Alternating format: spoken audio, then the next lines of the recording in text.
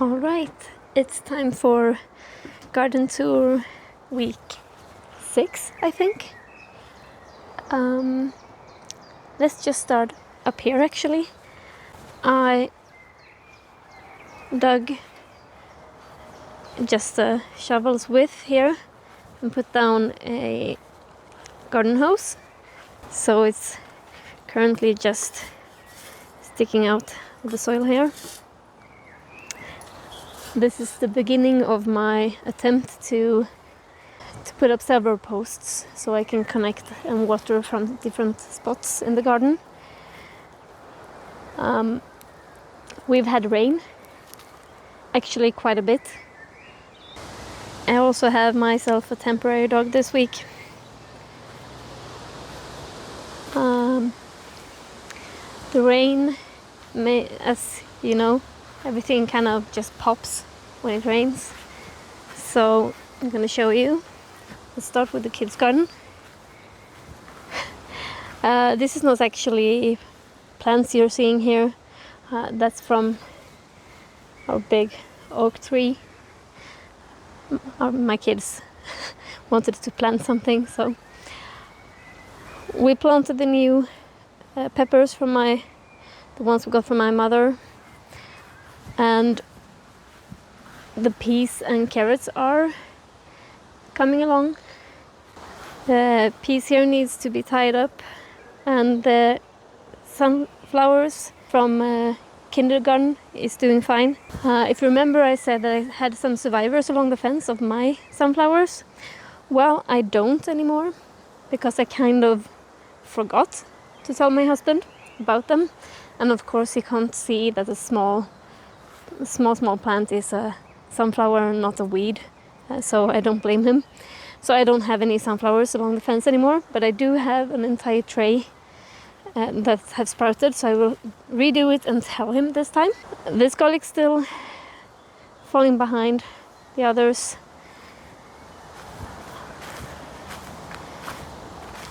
The artichokes, I feel like artichoke is one of those plants that kind of look the same and then they sort of explode in growth, so I'm hoping to see that soon. This is the experimental box. As you can see, it's way past due to pull the spinach, and you can actually eat the spinach like this as well. The difference when it's flowering like it is right now is pretty much that the leaves are not as thick.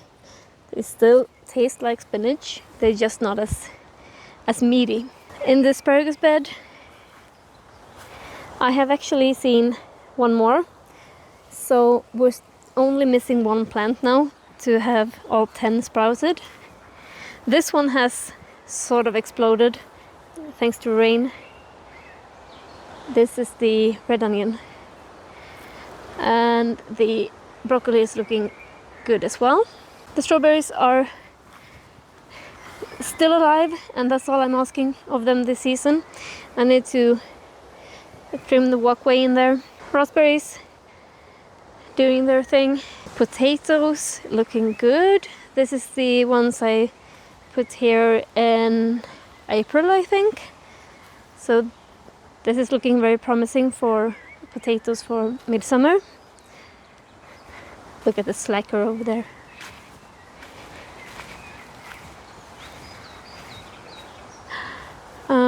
In this weirdo box, the peas are looking good. I've had to tie up a second string for them. I see that they have folded over from the wind, so we'll fix that later on.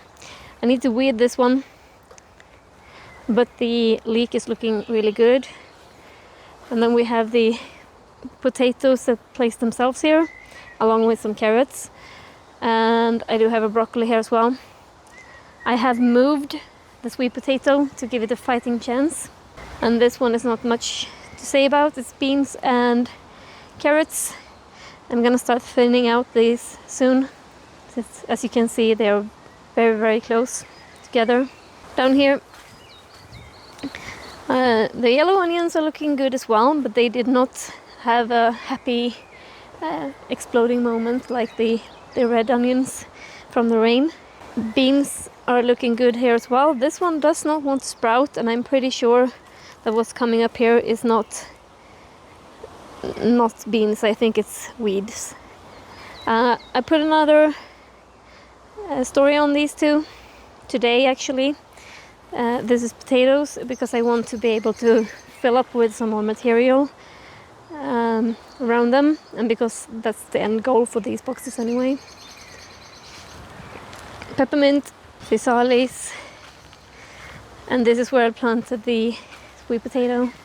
I'm gonna have to put more soil in this one since there is plastic in the bottom. But it's actually looking nicer than before. It's starting to look green, so we'll see. Very sporadic growth of beans in these small boxes, but I have had some issues with someone pulling them up. I think it might be birds mistaking them for worms, because they kind of look like worms just when they, when they sprout. Leeks looking nice. No, I have still not pulled these. I will soon. Same issue here with the sprouting. What sprouts gets pulled up and left on the gravel, so we'll see. Radishes looking nice. Probably gonna be able to pick some soon. Yeah, look, starting to look like radishes. This physalis is incredible in my opinion. This was basically a dead stick, and I think we can say goodbye to this sweet potato. I would be very surprised if that grows.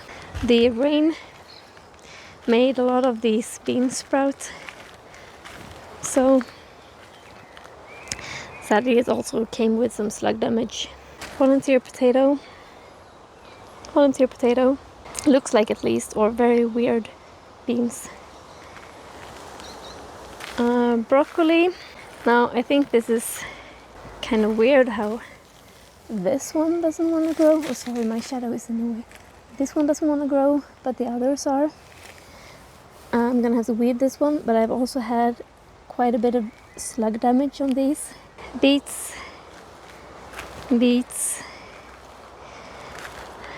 I think I have some sprouting. That's actually the soybeans here, like those two and a couple over there. We'll see. Potatoes by the back are doing good.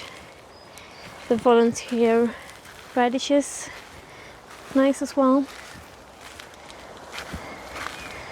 I've come to realize that the part that's closest here is best to not sow on in place, but instead have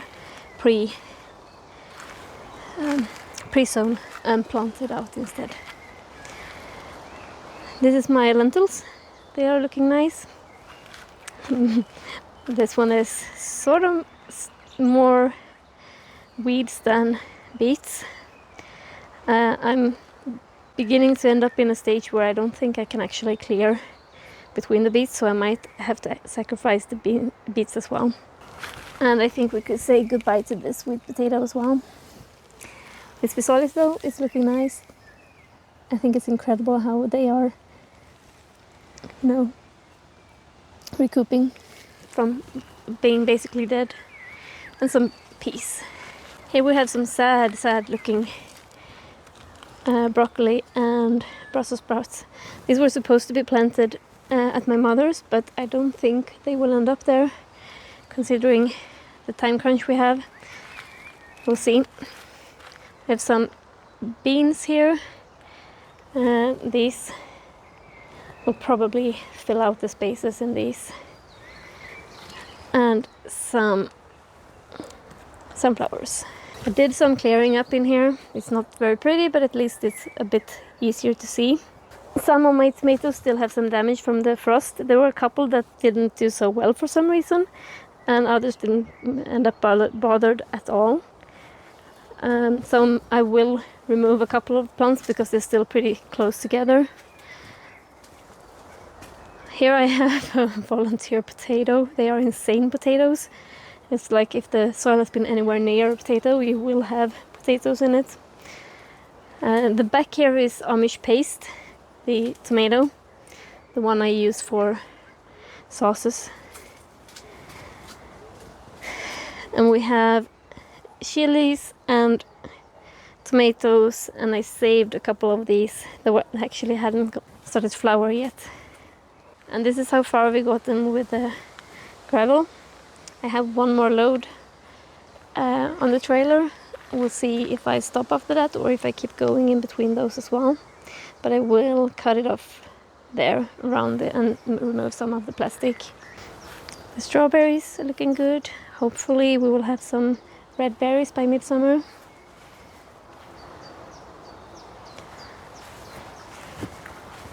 Rhubarb trying to take over the place. I'm gonna have to move at least one of these plants soon. This one is a bit funny because it's actually not. This one is actually not strawberries from the beginning. This used to be herbs, but the only perennial herb was the chives, and this, it looks like an animal has been chewing on it. That's because my 18-month-old likes to eat chives. So, I mean, I guess an animal has been chewing on it. So this is sort of self-planted strawberries. And of course, the most important update after all this rain is this. This is my cotton plants. And I think it's incredible how plants can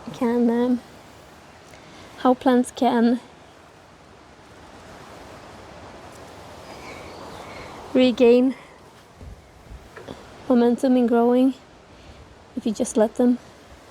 That's this week's update. The rain made things sort of explode. It starts to feel green in the garden. Before it's been plastic and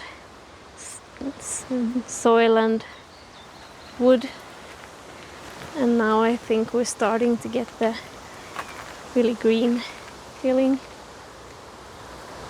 So I'm really hoping we're a bit less than a month out from midsummer. I'm really hoping we'll have potatoes, sweet peas, strawberries. But for now, I'm going to have to plant those brassicas because they are not happy. Thank you for joining me, and as always, don't hesitate to write any questions you may have or any tips or tricks or anything you can think of. Have a nice week.